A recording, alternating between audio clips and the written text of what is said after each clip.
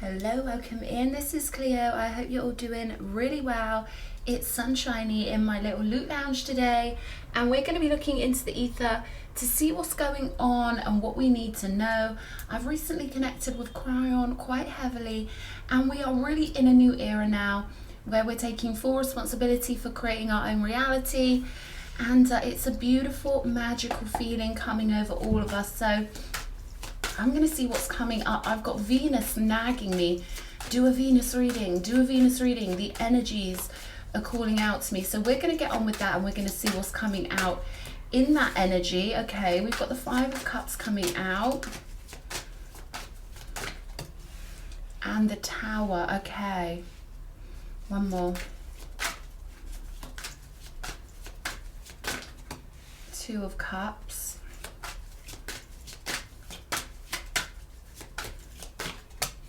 And the Five of Wands. So this looks like a situation that's kind of collapsing in a relationship. It looks like there have been too many clashes, too many arguments, and a difference in alchemy, essentially.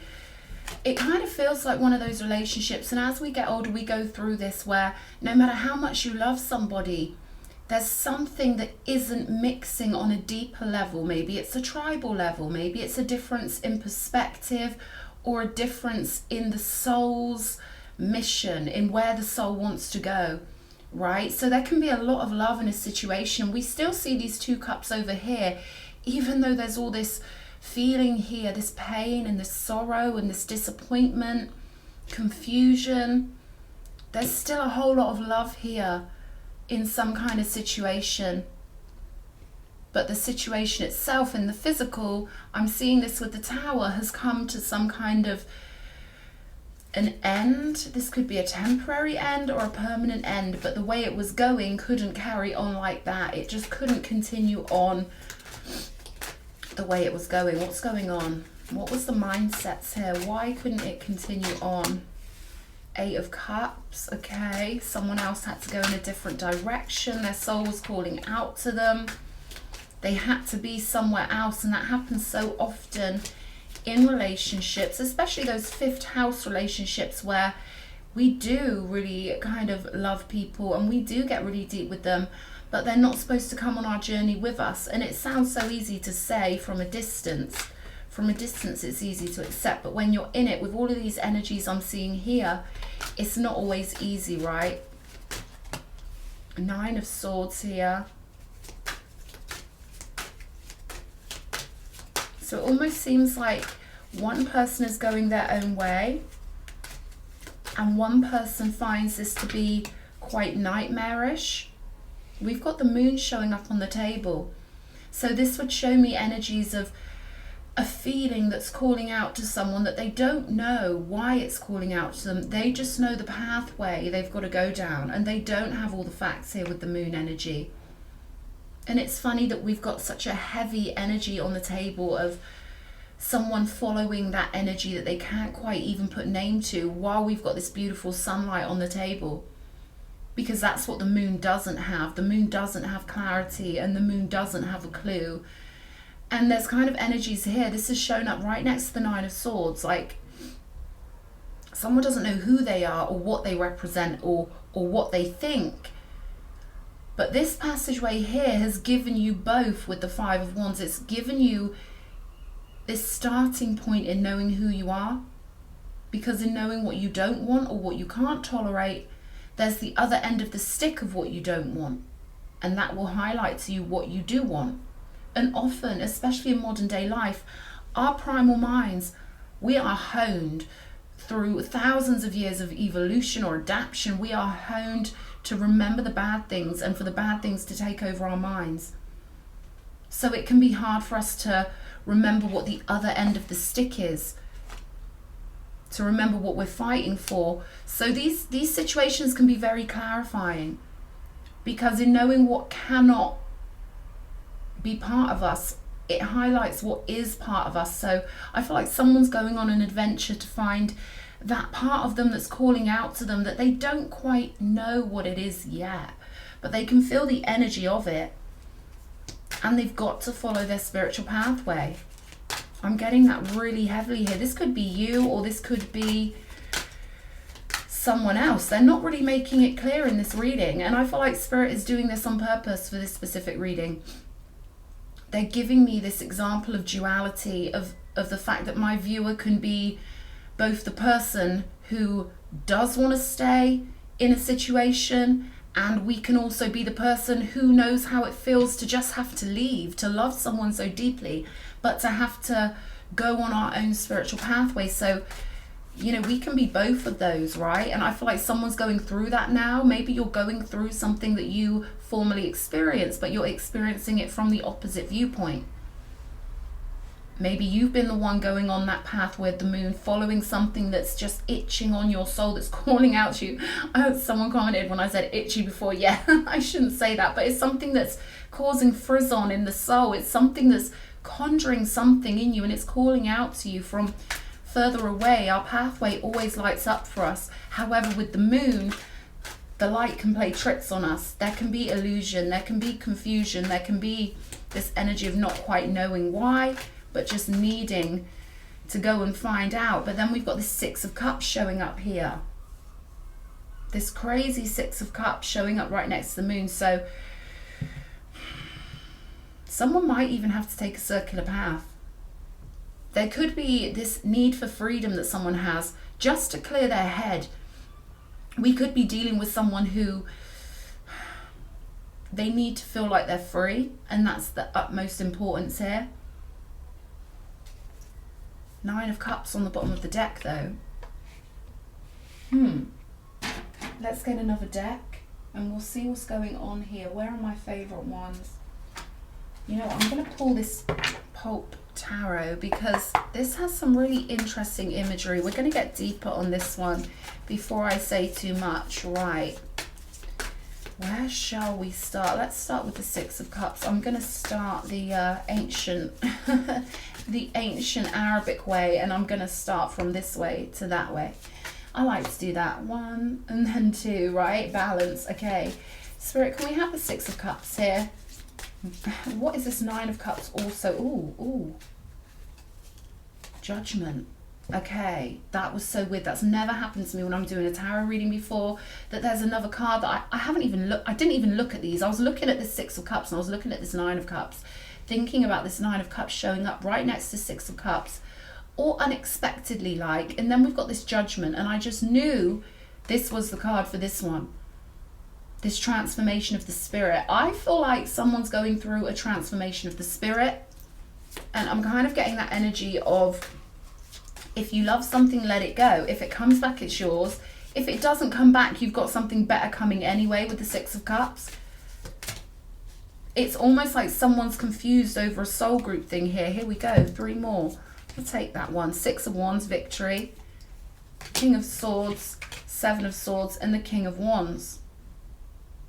So it seems like someone's going through those tests where Spirit is asking you, do you really know who your soulmate is? Or does this person just remind you of some aspect of them? Because if someone's really your soulmate, you're gonna have a bond that is unbreakable.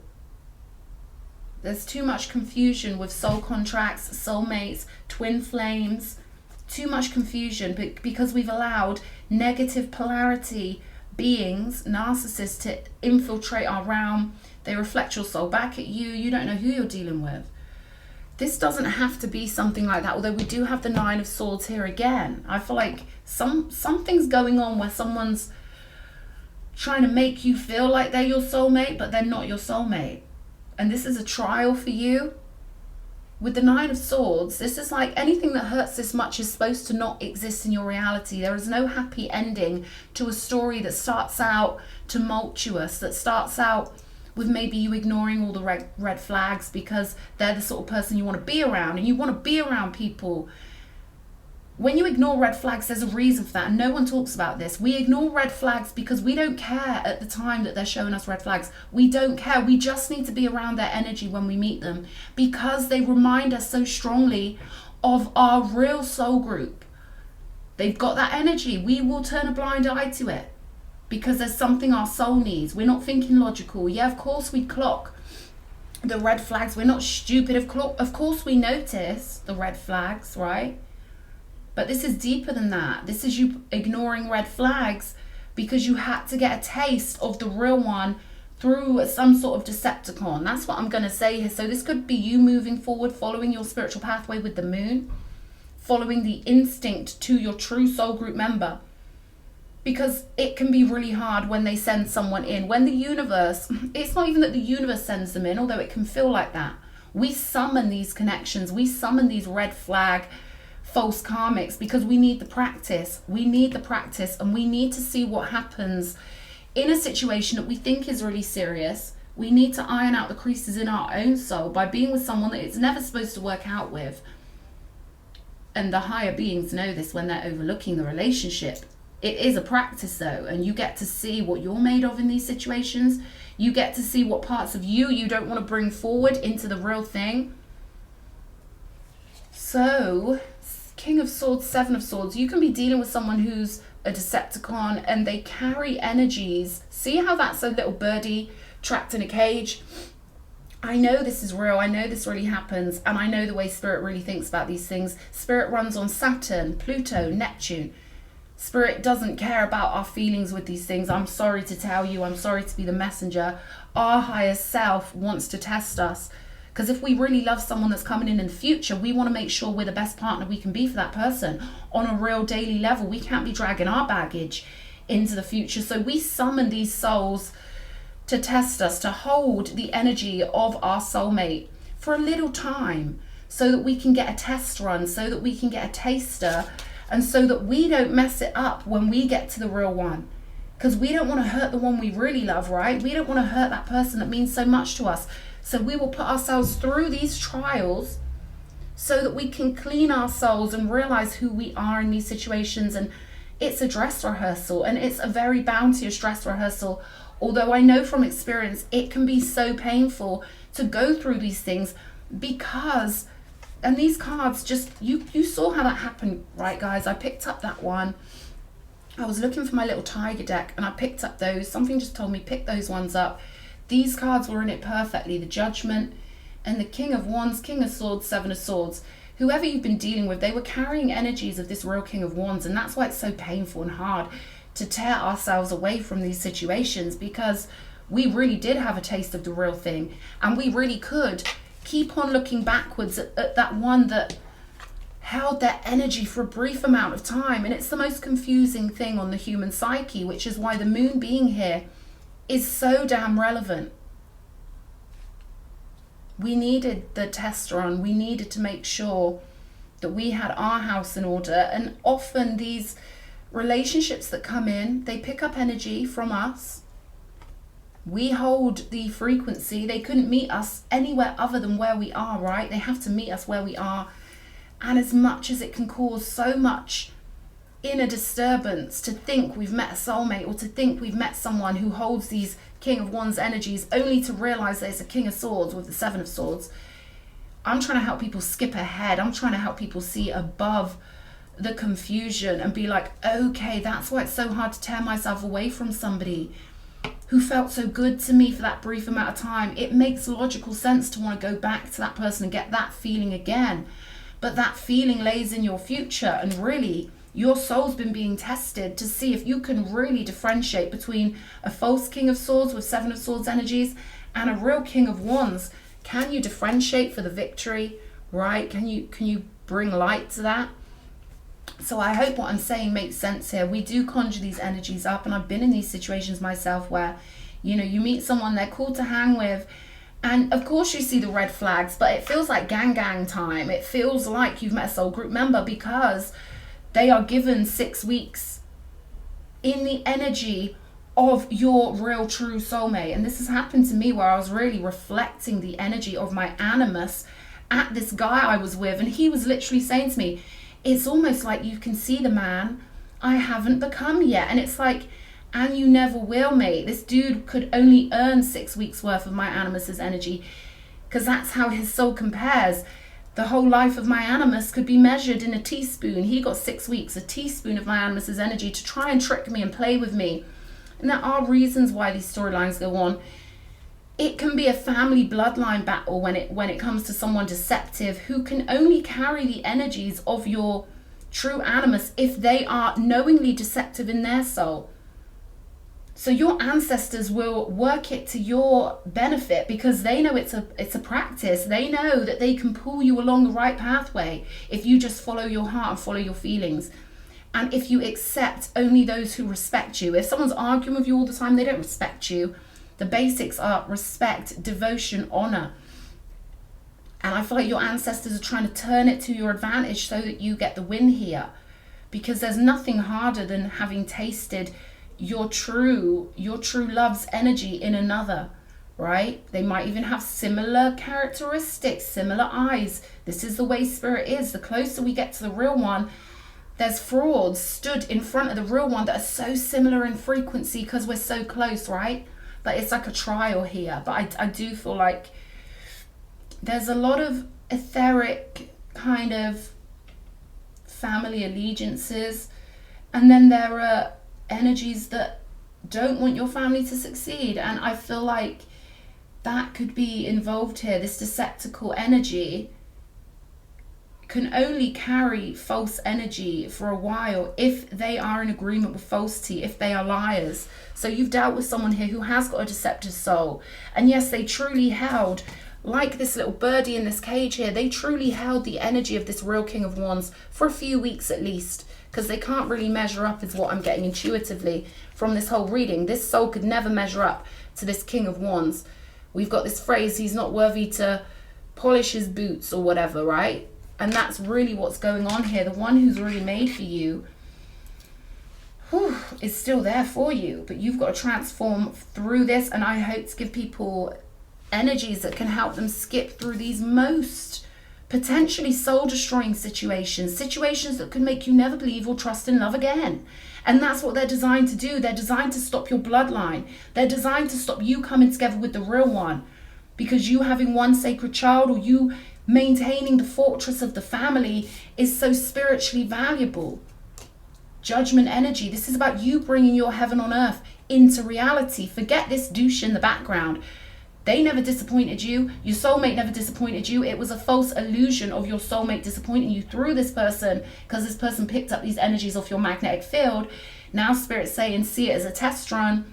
Do not let this person consume your soul, because you are going through a spiritual transformation here that is going to allow your bloodline to really transform and be something special for the divine. Without strong families, divine energy cannot get into the realm, okay? So this is about your family, your ancestors, your bloodline.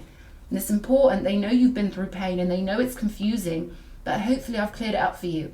Hopefully, I hope I've said it clear. Right. I'll have to listen to the video back. Right. Let's see. Don't feed the trolls in your head, okay? Because there's a lot going on in your head with the Nine of Swords showing up twice. A lot to do with this disappointment. Spirit wants you to know it's only the old momentum of the illusion. This Decepticon did have some shamanic connection to your soul because they were deceptively holding your real soulmate's energy. It can be hard to sort through, but what they're saying is get to the spiritual realm and avoid the mind realm. This is going to be thorough meditation, and you could even go tougher and you could go in the cold baths. Anything to jolt your brain chemistry, to let your brain chemistry know you're in a new world and you're transforming, and you still are going to bring even more heaven onto earth than you ever thought you could before. This wasn't the real thing. This was a practice. You're still heading for victory here, my darling, but it's going to take some tough soldieristic meditation. It's going to take you to really, know this is true and move forward into it. There's no honor like being humbled before the mysteries of life. And I feel like this is a mystery, the way this has worked. And it's one thing in, spiritual communities to talk about certain things, but this is shamanic. The spiritual realm's hard to explain, and we've got all this swirling energy around this character here. I'm surprised we haven't seen the Seven of Cups, to be honest with you, but I feel like we haven't seen it because you're clear that you don't want something. You're clear that someone was bad to you, and Spirit's saying, yeah, your real soulmate will never be bad to you. Yeah, this is about taking over your own mind again. Magician energy, having the strength to own your own mind, not let anything into your mind, that you don't want in there, right? Because you've got all this coming in, Ace of Pentacles with the Fool energies. You're part of a bigger mystery, and it's the mystery of your bloodline and this honorable palatial space that you're connected to, your bloodline, and all those who are allied with your bloodline, those who are connected with your bloodline. I mean, I can't describe the non-physical world so quickly in linear verbal words, but it's so beautiful, and you're connected to a legacy here, and the legacy must commence, okay? They want you to really see this as a big initiatory mystery, but it's really important here with Strength and the Magician for you to for you to hold your frequency here. We've got you're not ready to know. So it's supposed to be mysterious is what I'm getting here. And victory is all over this. So this is about holding the faith and holding your own frequency of heaven on earth. And knowing that you've got this King of Wands waiting for you. This could be a Queen of Wands. This is someone divine, someone part of your bloodline. And they want you to prepare yourself to move forward into this. These energies aren't powerful enough to take over your mind, okay? A few head games and a little dickhead, you know, or a bitch or whatever, you know, like that's all this was, okay? So they're saying don't let it take over your mind. The best is yet to come, mon cher. You know, you really are loved by the universe. You've really got a lot of beautiful, rich, powerful energy non-physically that honors your bloodline, that is devoted to your bloodline. We only earn allegiance through true devotion, true respect, and true honor. And that's why, you know, your family, for some reason, your spiritual family has got this beautiful legacy that they need you to join up with or to be at one with. And this is irrelevant. That's what I'm getting. I hope this reading's been good for somebody. And I'm sending you lots of love. Keep it divine, my darlings. You are royal. You are sovereign. You are immortal. I love you. Mwah.